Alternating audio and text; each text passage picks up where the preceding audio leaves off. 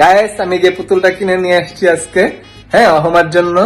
তো আজকে অহমাকে এই পুতুলটা আমি গিফট দিব। অহমা আমি এটা আমি অহমার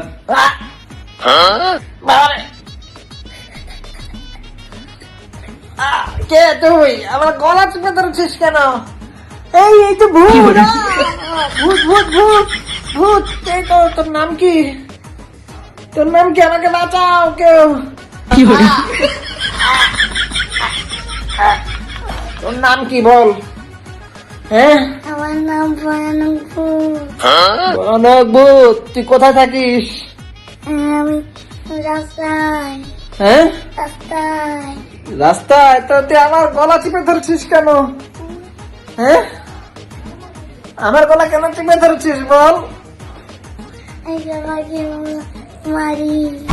তো তুই বাসায় কেন এসেছিস আমার বাসায়? হ্যাঁ আমার সবার বাসা চাই। আমার অপরাধ কি সেটা বল। তুই আমার ছোট বোন, তুই আস্তে আস্তে আস্তে এই অহমার মতন হচ্ছে বলছে কেন? এটা কে আসলে? এটা আসলে কে? এই তুমি এই অবস্থা। প্রথমে আমি খুব ভয় পেয়ে গেছিলাম, কারণ হঠাৎ করে আমার গলা চেপে ধরেছে। তো যখন গলাটা চেপে ধরেছে তখন মনে হচ্ছিল যে আসলে কোনো একটা ভূত চলে আসছে হঠাৎ করে।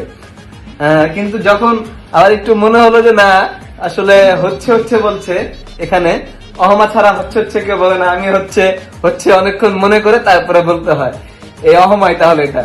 তারপর আমি বুঝতে পারলাম যে এটা অহমা। এই দেখো তোমার জন্য কি নিয়ে আসছি, সারপ্রাইজ। কেমন লাগলো? কেমন দিলাম? তুমি আমাকে সারপ্রাইজ দিয়েছো, আমিও তোমাকে সারপ্রাইজ দিলাম।